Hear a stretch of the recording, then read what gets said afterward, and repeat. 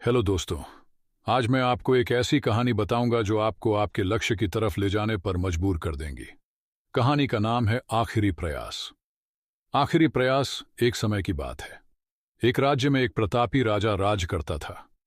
एक दिन उसके दरबार में एक विदेशी आगंतुक आया और उसने राजा को एक सुंदर पत्थर उपहार में दिया। राजा वह पत्थर देख बहुत प्रसन्न हुआ। उसने उस पत्थर से भगवान विष्णु की प्रतिमा का निर्माण कर उसे राज्य के मंदिर में स्थापित करने का निर्णय लिया और प्रतिमा निर्माण का कार्य राज्य के महामंत्री को सौंप दिया।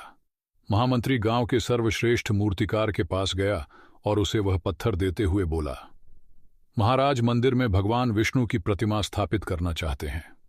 7 दिवस के भीतर इस पत्थर से भगवान विष्णु की प्रतिमा तैयार कर राजमहल पहुंचा देना। इसके लिए तुम्हें 50 स्वर्ण मुद्राएं दी जाएगी।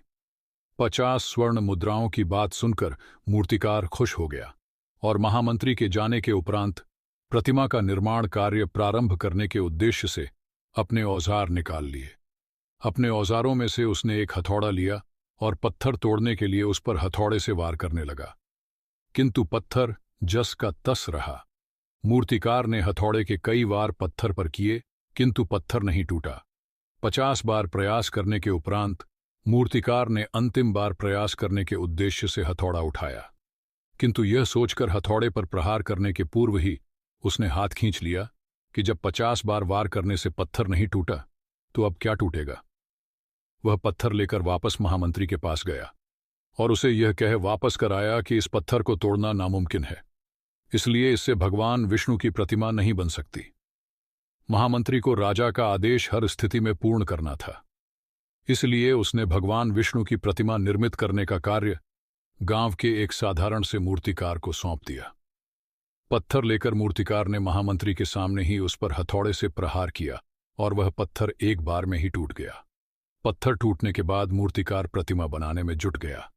इधर महामंत्री सोचने लगा कि काश पहले मूर्तिकार ने एक अंतिम प्रयास और किया होता तो सफल हो गया होता और 50 स्वर्ण मुद्राओं का हकदार बनता। सीख दोस्तों, हम भी अपने जीवन में ऐसी परिस्थितियों से दो चार होते रहते हैं।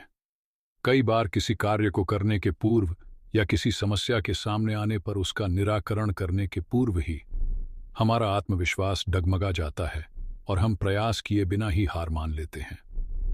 कई बार हम 1-2 प्रयास में असफलता मिलने पर आगे प्रयास करना छोड़ देते हैं, जबकि हो सकता है कि कुछ प्रयास और करने पर कार्य पूर्ण हो जाता या समस्या का समाधान हो जाता।